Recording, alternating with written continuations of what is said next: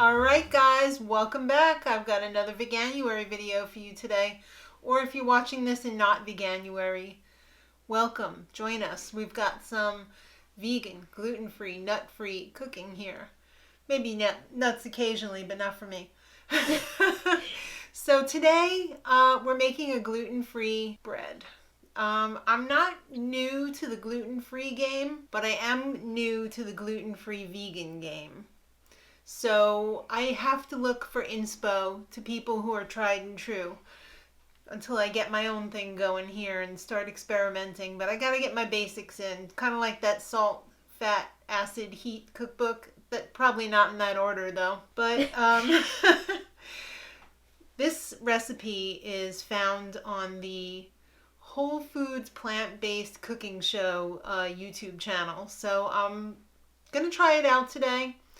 It was very highly recommended by the Whole Foods Plant-Based Cooking Show.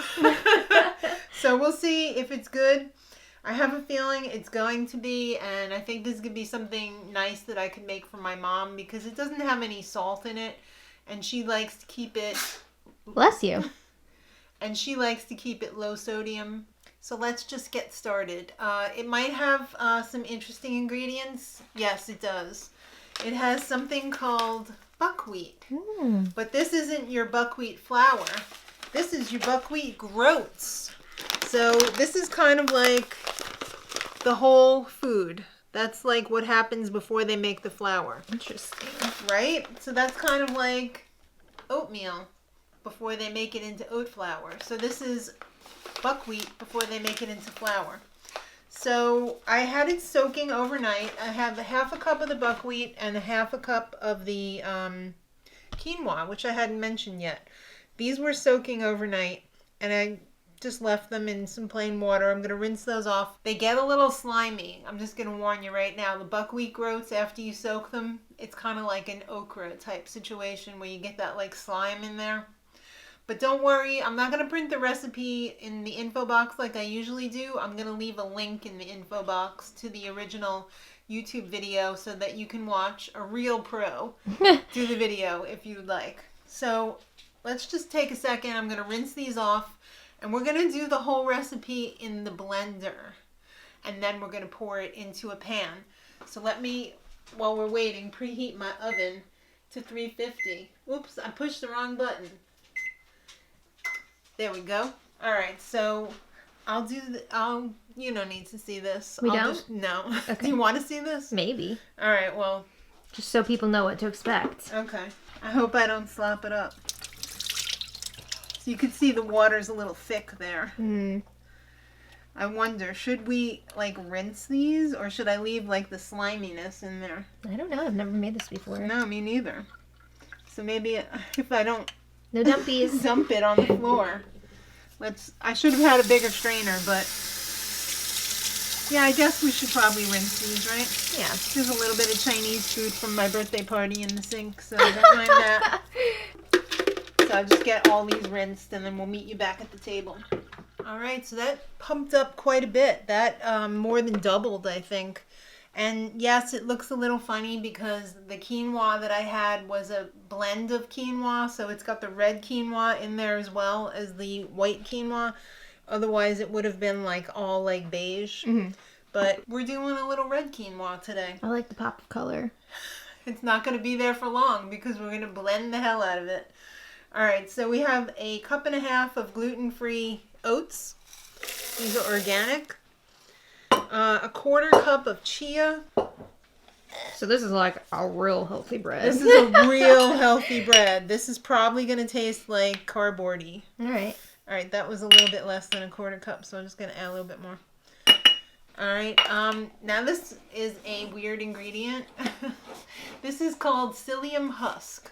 And I only found out about this when I started to get into like raw vegan cooking, which isn't really cooking at all. This is pure fiber. This is a fiber powder. I guess it's there for texture. I have used it before. It is something that soaks up the liquid, so this is going to be very wet after we blend it, and I think this will really soak up a lot of the liquid to make a drier bread. So it's more of like a chemistry thing than anything else. It's definitely not there for taste because it tastes less. So we need this to rise. So we're going to add some baking soda and baking powder. And this is pretty standard. Half of a teaspoon of the baking soda and a teaspoon of the baking powder. That's pretty much what you would put in a quick bread. And now we need our liquids, and that would be unsweetened applesauce in bread? Yeah. Well, when you're cooking gluten-free and vegan, anything goes. So anything to get the correct texture and flavor. So we're going 1/4 cup. And the thing that I love about using these cups is whatever I don't need for the recipe, I get to eat. Nice. So that's for me after I put that in the oven. And then we're also going to need 1½ cups of water. Oh, my graduated cylinder says, let's see. There's 1. And we'll guesstimate 1/2. It's probably all going to soak it up anyway, so it doesn't really matter that it's, not exact. So we're going to put this, I just wanted to get all the seeds, but look what happens. They all go up. We're going to blend this. The lady in the video from the Whole Foods Plant-Based Cooking Show did this in a food processor, and it wasn't completely like blended. There was still pieces of the stuff, but I think I might want it smooth. We'll see if that makes a difference or not. I guess we'll just do dips and see what happens. Let's dip.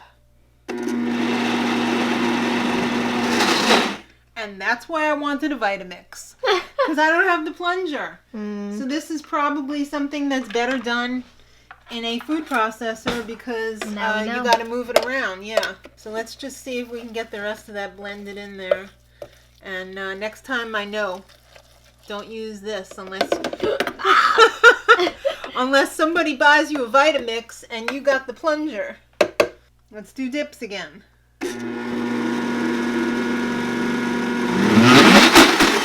Looks like we're just going to have to finesse it a little bit.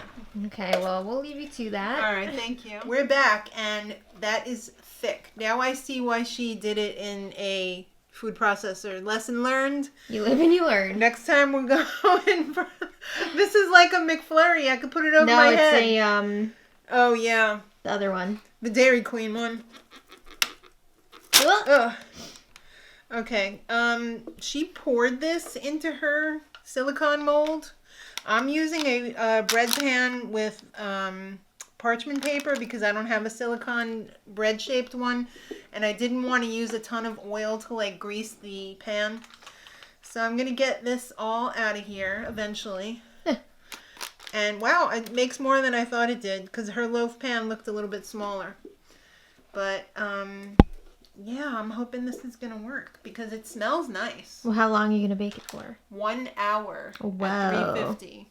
So we're gonna tuck this away into the oven at 350 for 1 hour, and I'll meet you back here. All right, we're back, and the bread has been out of the oven for hours, cooling.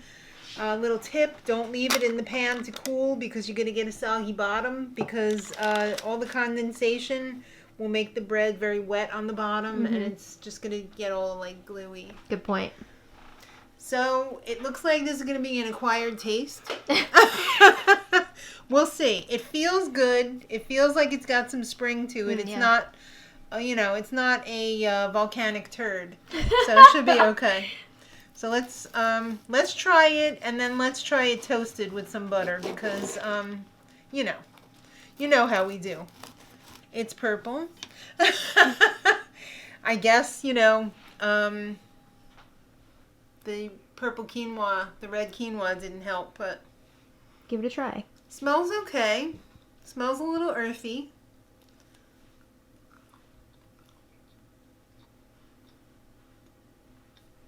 If you're not salt-free, you would definitely benefit from salt. Here, just hand me a piece. Okay. I think with salt, that would be really good. Yeah, I would definitely put salt. So I would put like a half a teaspoon of salt. And then if that's not enough, go up from there. It's not bad though. No, it's not bad at all. Let's try one toasted. Totally not sponsored, but I have some Earth Balance extra virgin olive oil blended spread. And this is really good because it's only made with 3 ingredients. And usually these things are real bait and switch where they're like, oh, we'll put in all these different types of oils. This is only extra virgin olive oil, palm kernel oil, and sea salt. Nice. So there you go. I'm going to put a little butter on this. This just got out of the toaster. It's ready for the main stage. What do you think about that? I think it looks pretty good. Right? Yeah. All right, let's give it a taste.